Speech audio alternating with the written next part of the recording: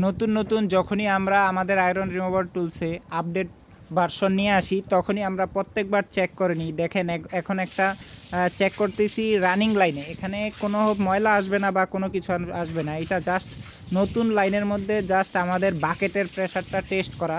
আমরা প্রতি মাসেই যখন বা কয়েকদিন পর পর যখনই আমরা আপডেট আনি তখন কিন্তু প্রত্যেকটা লটকে এইভাবে পরীক্ষা করে নিই। দেখেন অনেকেরই আয়রন রিমুভার টুলস তৈরি করে কিন্তু এভাবে লিকেজ করে।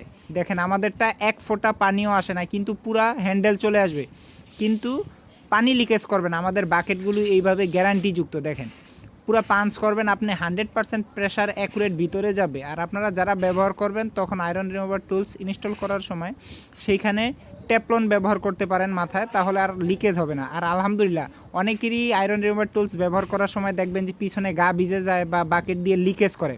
আমাদের এক ফোঁটাও লিকেজ করে না, বা আপনার বাকেটের জন্য হাতও দেওয়া লাগবে না। দেখেন বাকেটটা যখন দিচ্ছি একটা ফোঁটা পানিও পিছন দিক দিয়ে আসতেছে না। অনেকে এখানে কাপড় নেকনা ধরে বা হাত দিয়ে ধুয়ে রাখে, গায়ে ইসলা আসবে, ময়লা পানি আসবে। আমাদেরটাতে ওইটার কোনো সুযোগই নেই, কারণ আমাদের বাকেটগুলো বাজারের সবচেয়ে সেরা।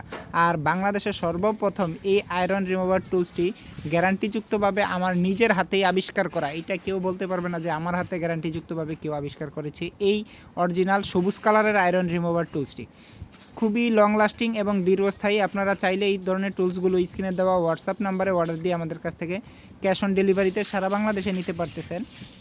দেখেন আমাদের কিন্তু অনেকেই ভাবতে পারে যে ময়লা বের হয় না। ভাই এইটা বাথরুম নতুন, আর এই বাথরুমে আমি কয়েকদিন পর পরই টেস্ট করি, কারণ এই বাথরুমে ওই কারণে ময়লা হওয়ার কোনো সুযোগই নেই।